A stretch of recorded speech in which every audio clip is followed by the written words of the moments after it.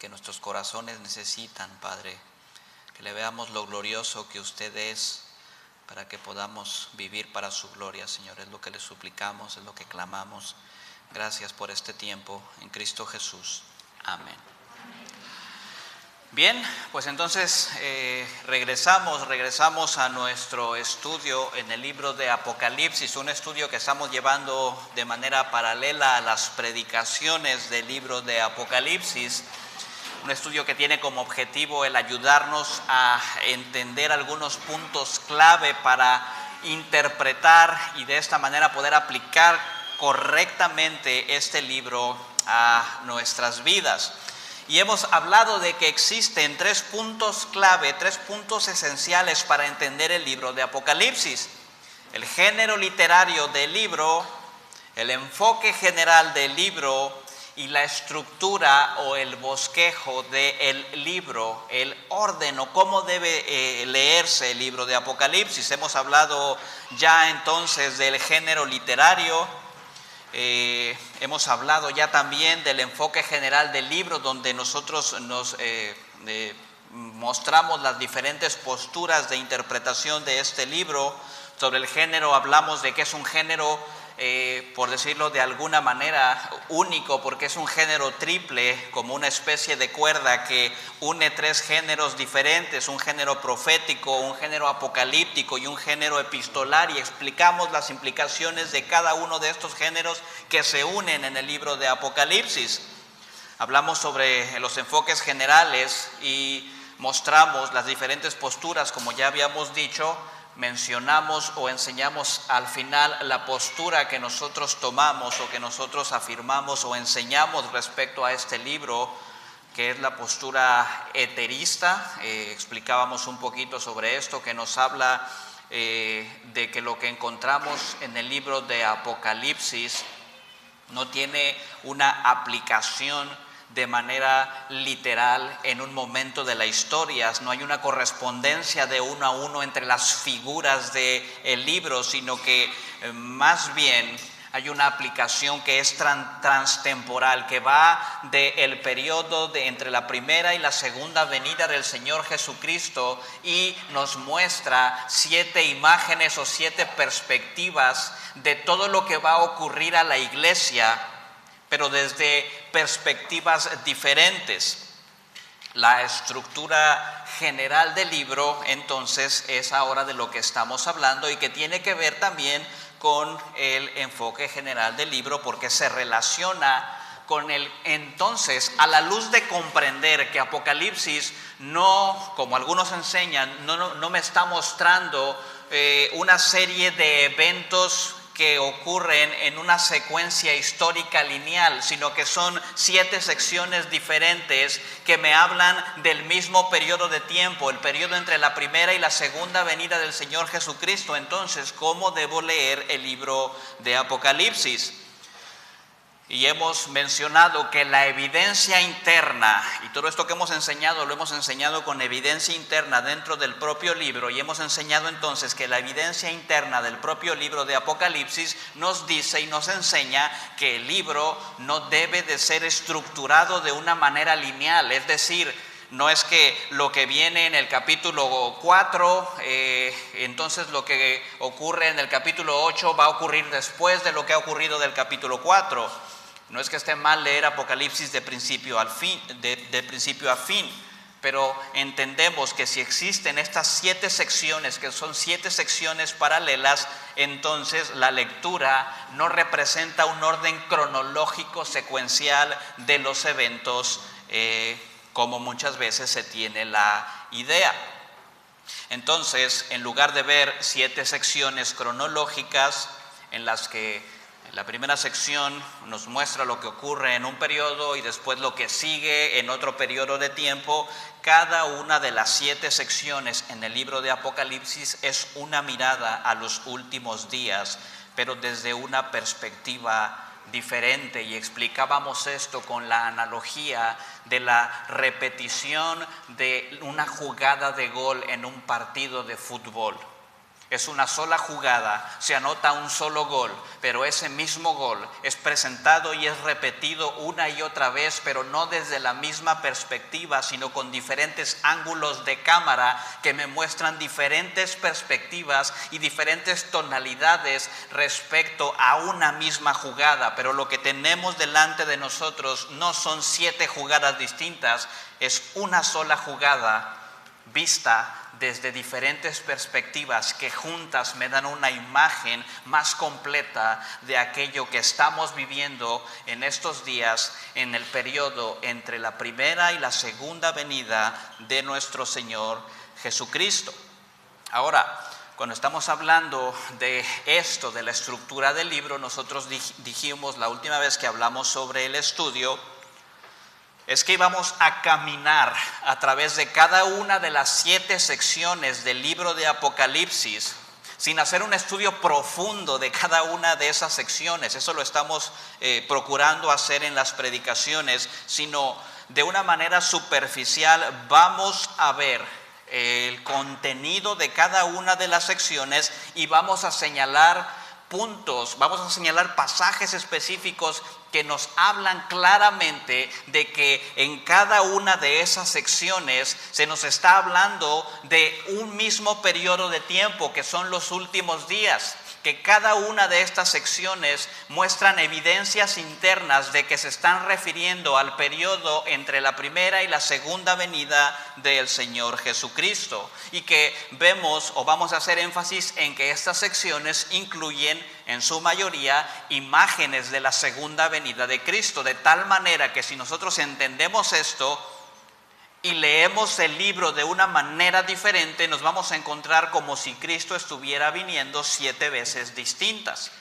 Comenzamos ya a hablar de esto, a exponer esto con la primera sección de Apocalipsis. La primera sección son los capítulos del 1 al 3 y es donde encontramos las cartas a las 7 iglesias. Y decíamos, estas cartas no es casualidad que se encuentren numeradas del 1 al 7, no es casualidad que se hablen de diferentes problemas dentro de las distintas iglesias, porque si bien es cierto son dirigidas a ciudades o a iglesias que se encuentran o que se encontraban en ciudades en el tiempo del apóstol Juan, al mismo tiempo como un todo, y el número 7, el número de plenitud, me está diciendo esto. Al mismo tiempo, estas 7 cartas me están enseñando, le están enseñando a la iglesia en todo tiempo que estos son los problemas que la iglesia va a lidiar. Estos son los problemas que se va a enfrentar la iglesia de Jesucristo hasta que su Señor vuelva en gloria.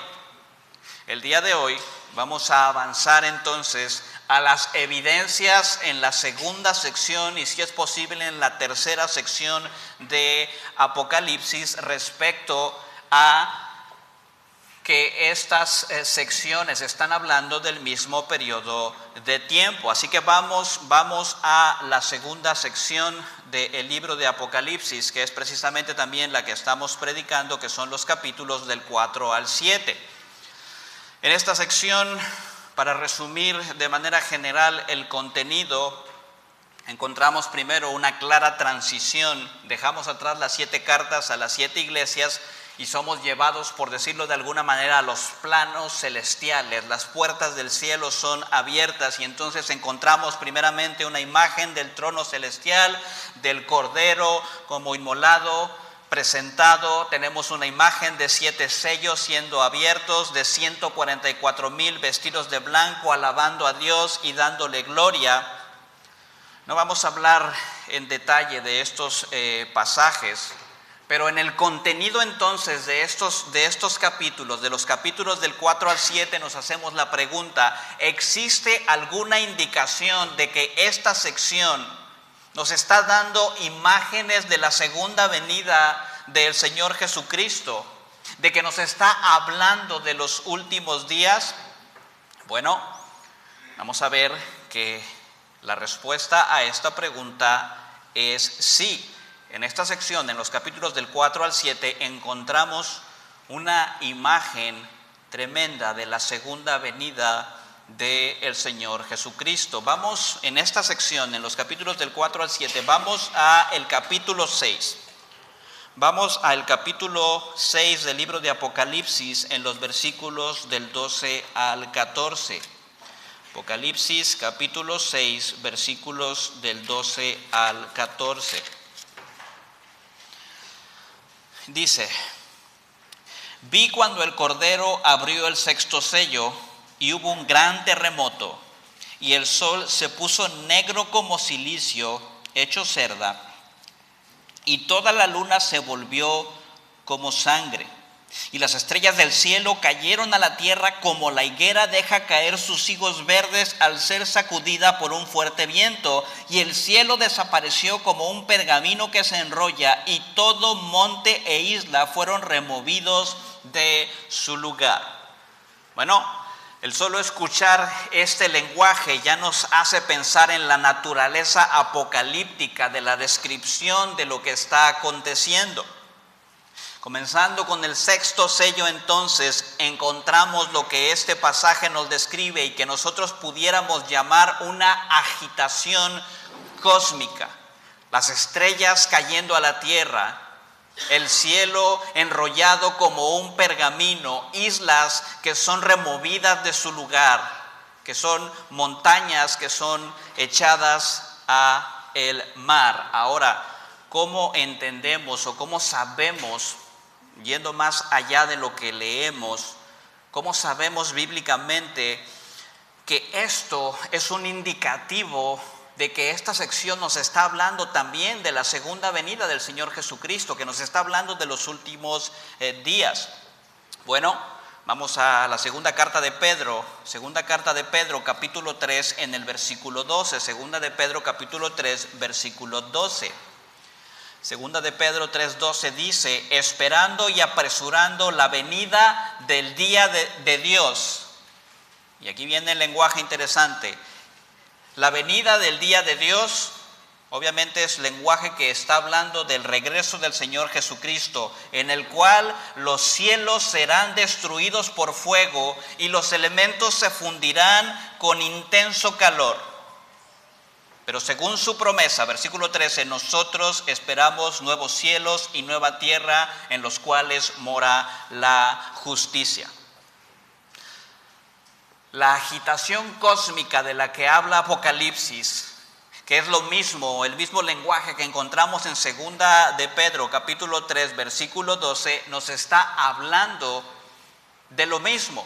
Nos está hablando, por decirlo de alguna manera, de una reelaboración del mundo, una reconstrucción del mundo, que comienza precisamente con la destrucción del mundo, con la fundición de los elementos, como nosotros lo conocemos, para una reestructuración del mundo.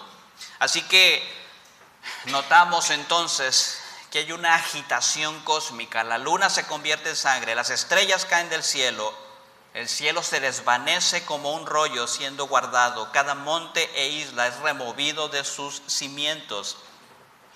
Hay conexiones entonces entre estas y otras imágenes a lo largo de la Escritura que nos dicen este tipo de lenguaje se refiere a la nueva creación siendo llevada a cabo por Dios mediante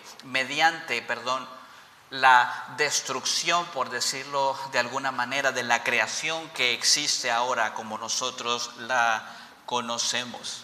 Así que lo que tenemos aquí en Apocalipsis, en el capítulo 6, es una descripción del tipo de destrucción del mundo que viene con la segunda venida. Es el tipo de agitación cósmica que conduce no a la ruina y destrucción total, sino a la creación de los cielos nuevos y de la tierra nueva.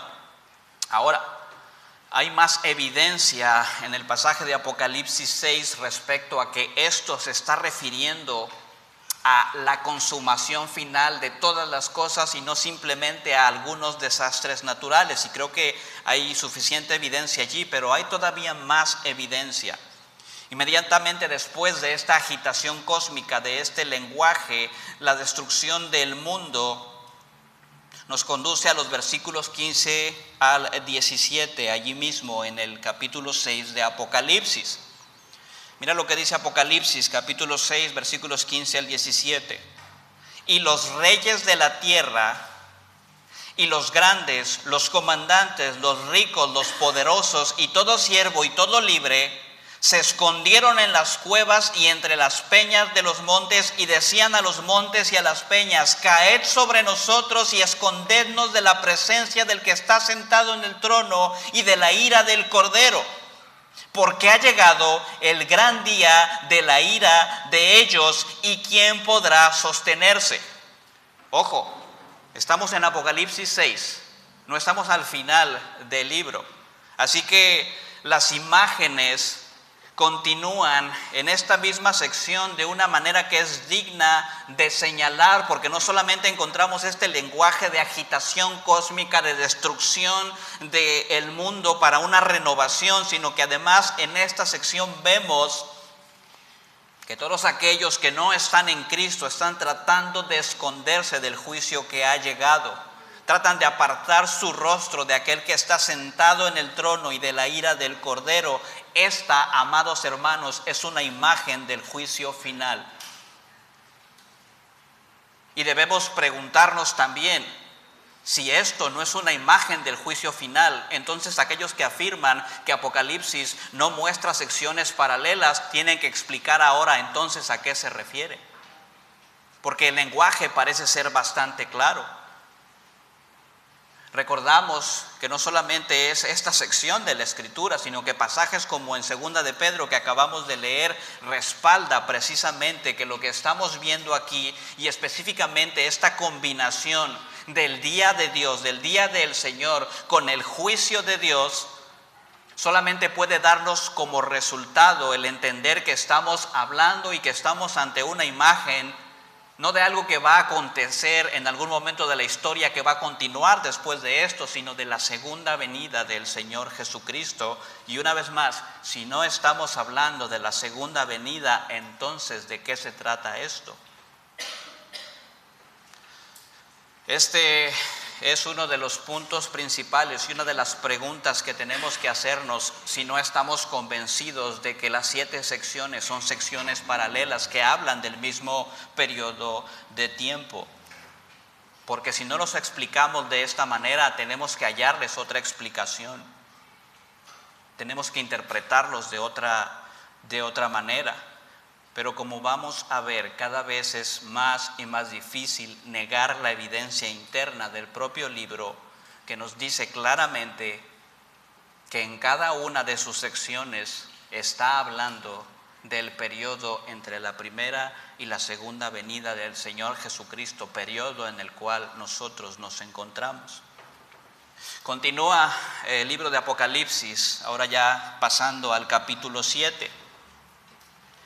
Apocalipsis capítulo 7, versículos del 2 al 4. Apocalipsis 7 del 2 al 4 dice: y vi a otro ángel que subía de donde sale el sol y que tenía el sello del Dios vivo, y gritó a gran voz a los 4 ángeles a quienes se les había concedido hacer daño a la tierra y al mar, diciendo: no hagáis daño ni a la tierra, ni al mar, ni a los árboles, hasta que hayamos puesto un sello en la frente de los siervos de nuestro Dios. Y oí el número de los que fueron sellados, 144,000 sellados, de todas las tribus de los hijos de Israel. Después de este lenguaje en el cual encontramos la agitación cósmica y encontramos el juicio de Dios, Juan ve a un ángel en el cielo, y en el cielo él se encuentra con 144,000 sellados.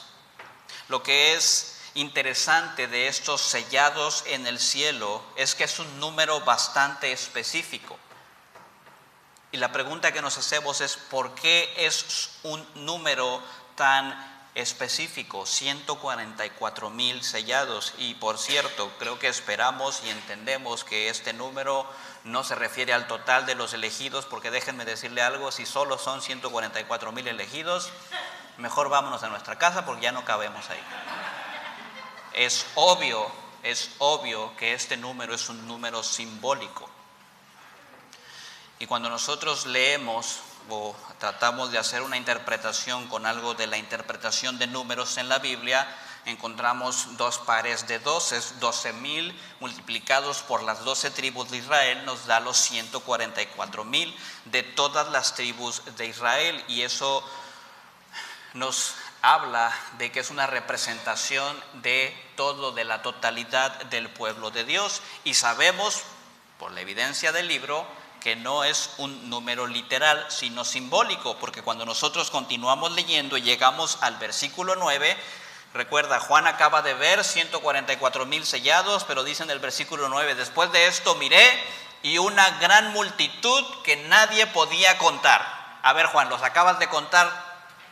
Porque ahora dices que no los puedes contar. Pues si los acabas de contar son 144,000. Bueno, esto es algo que nosotros vemos comúnmente en el libro de Apocalipsis. Juan escucha algo, voltea, y aquello que escuchó es algo que es diferente. Pero en esta sección lo que ve es una multitud que nadie puede contar. Y entonces lo que nosotros comprendemos es que ese 144,000 es un número, como dijimos, simbólico, que está representando a todo el pueblo de Dios que está delante de la presencia de su Dios, la masa, la totalidad de los santos en el cielo. Ahora, continúa el pasaje. El versículo 9, miré y vi una gran multitud que nadie podía contar, de todas las naciones, tribus, pueblos y lenguas, de pie delante del trono y del Cordero, vestidos con vestiduras blancas y con palmas en las manos, y clamaban a gran voz diciendo: la salvación pertenece a nuestro Dios, que está sentado en el trono, y al Cordero. Una vez más, avanzando solamente un poco en este mismo pasaje del capítulo 7, versículos del 9 al 10, nos damos cuenta que esta galería que nosotros decíamos, 12 tribus de Israel por 12,000 personas me dan 144,000, que es un número simbólico, ahora es algo que se confirma con esto, porque se nos dice, estas personas son gente de todas las naciones, tribus, pueblos y lenguas, y estos están delante del trono de Dios adorando a Dios. Es una galería de gente de cada tribu, lengua y nación. Es una multitud que nadie puede contar y que están vestidos de blanco. Así que si hay alguna duda respecto a si las imágenes de estrellas cayendo del cielo, de montañas e islas siendo arrojadas al mar, es una imagen del día del Señor, del regreso del Señor Jesucristo, lo que tenemos aquí es una confirmación de esas imágenes, porque encontramos numerosos detalles que nos hablan precisamente de esto, y uno de esos detalles es precisamente la adoración que es presentada por los hijos de Dios que están delante del trono de Dios, aquellos que han sido vestidos de blanco, que simboliza la pureza, que simboliza la santidad. Luego continúa entonces el pasaje en el versículo 15, Apocalipsis 7:15. Por eso están delante del trono de Dios y le sirven día y noche en su templo, y el que está sentado en el trono extenderá su tabernáculo sobre ellos. Ya no tendrán hambre ni sed, ni el sol los abatirá, ni calor alguno, pues el Cordero en medio del trono los pastoreará y los guiará a manantiales de agua de vida, y Dios enjugará toda lágrima de sus ojos. Entonces, en esta sección tenemos el lenguaje de destrucción cósmica, el juicio final, los santos reunidos alrededor del trono adorando a Dios, y luego se nos dice en esta sección, en el versículo 15, que Dios habita en medio de su pueblo. Él hace su tabernáculo, literalmente habita en medio de su pueblo, pero además continúa diciéndonos que Él va a consolar a cada uno de sus hijos, y en el versículo 17 se nos dice que va a enjugar o enjugará toda lágrima de sus ojos, va a secar toda lágrima de nuestros ojos, Y eso es un lenguaje que nos está diciendo: en ese día ya no va a haber más dolor ni más sufrimiento. Cuando nosotros escuchamos estas palabras, pensaríamos que las encontramos hasta el final del libro de Apocalipsis, en el capítulo 21. Y tenemos razón, porque en ese capítulo se habla prácticamente de la misma forma respecto a Dios limpiando toda lágrima de los ojos de sus hijos. Y eso es porque los pasajes son paralelos y porque están hablando de la misma sección. Esto es algo, amados hermanos, que debería de causar impresión en nosotros. Porque prácticamente lo que se nos está diciendo en esta parte temprana del libro, por decirlo de alguna manera, es que se está hablando de la consumación, de la segunda venida, de nuestro Dios habitando en medio de nosotros. Y una vez más, nos preguntamos, si ese lenguaje no representa la segunda venida de Cristo, entonces, ¿qué representa? Porque tenemos que dar alguna explicación. Nosotros insistimos, la explicación que mejor encuadra con el género literario, que mejor encuadra con el resto de la narrativa de la Escritura, es esta explicación. Es que son secciones que están hablando del mismo periodo de tiempo. Y vamos a ver dos secciones. La siguiente o la tercera sección es Apocalipsis, capítulos del 8 al 11. Pero vamos a concluir hasta aquí. Y si el Señor permite, la próxima semana vemos ahora sí dos secciones para seguir avanzando. Pero recuerden, estamos estudiando esto, estamos presentando la evidencia interna que sustenta aquello que estamos enseñando, pero el objetivo, nunca perdamos de vista el objetivo. El objetivo no es que conozcamos más o que tengamos más información sobre el libro de Apocalipsis. El objetivo es que con estas herramientas, con este entendimiento, podamos leer el libro de Apocalipsis y que podamos obtener de ese libro todas las bendiciones que Dios ha dispuesto para sus hijos, que nos den consuelo, que nos animen y que nos ayuden a vivir para la gloria de Dios en medio de todas las circunstancias en las que estamos viviendo. No perdamos el enfoque en esto, y eso nos hará recordar que lo que estamos haciendo no es adquirir solamente un conocimiento académico, sino que estamos buscando vivir a la luz de las promesas de Dios.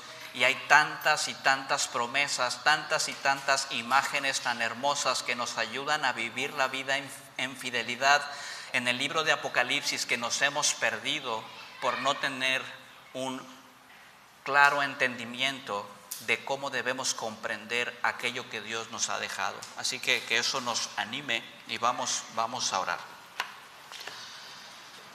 Señor Dios y Padre, gracias le damos por este tiempo, gracias le damos por el libro de Apocalipsis de manera especial. Cuánto le suplicamos, Señor, que usted nos ayude a entenderlo, a leerlo, a ver en él su carácter, sus promesas, y que eso se traduzca, Padre, en vidas que sean solamente para su gloria de este lado de la eternidad, Señor. A usted oramos, Padre, suplicamos, clamamos y agradecemos en Cristo Jesús. Amén. Muchas gracias, hermano.